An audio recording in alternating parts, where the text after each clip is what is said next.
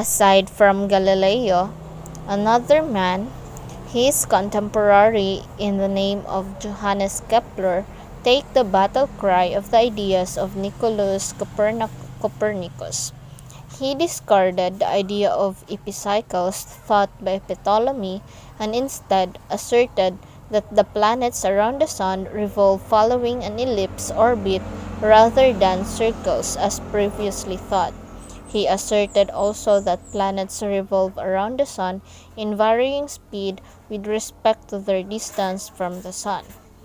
Kepler's three laws describe how planetary bodies orbit the sun. They describe how planets move in elliptical orbits with the sun as a focus, and how a planet covers the same area of space in the same amount of time no matter where it is in its orbit, and how planet's orbital period is proportional to the size of its orbit or its semi-major axis.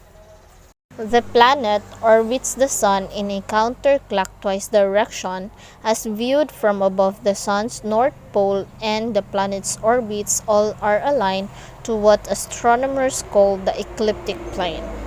Johannes Kepler firmly believed in the Copernican model of the solar system known as heliocentric, which correctly placed the sun as its center.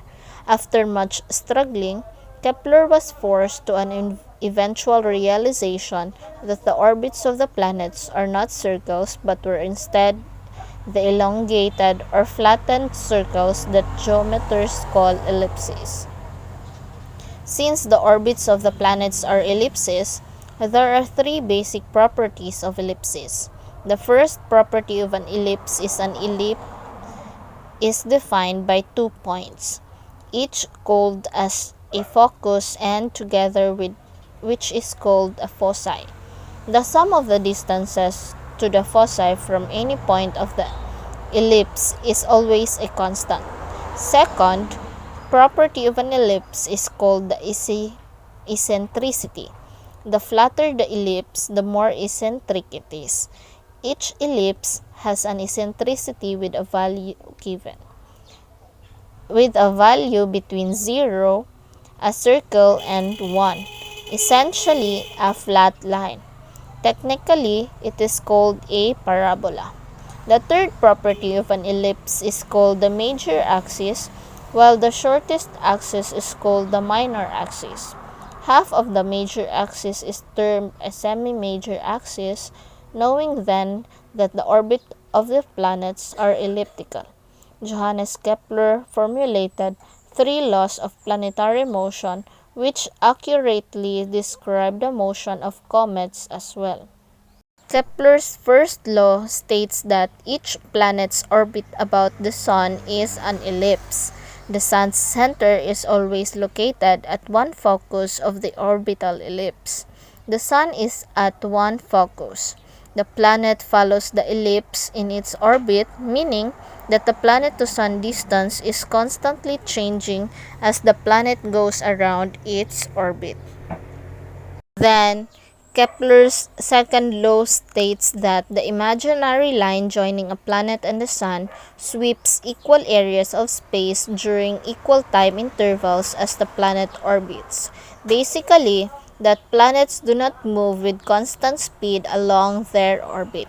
Rather, their speed varies so that the line joining the centers of the sun and the planet sweeps out equal parts of an area in equal times.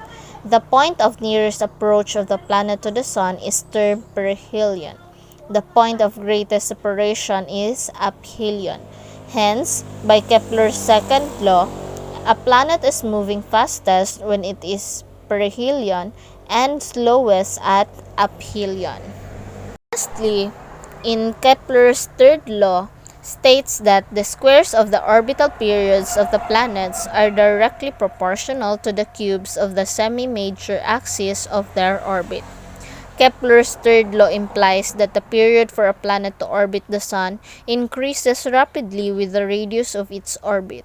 Thus, we find that Mercury, the innermost planet, takes only 88 days to orbit the sun, The Earth takes 365 days, while Saturn requires 10,759 days to do the same. Though Kepler had not known about gravitation when he came up with the three laws, they were instrumental in Isaac Newton deriving his theory of universal gravitation, which explains the unknown force behind Kepler's third law.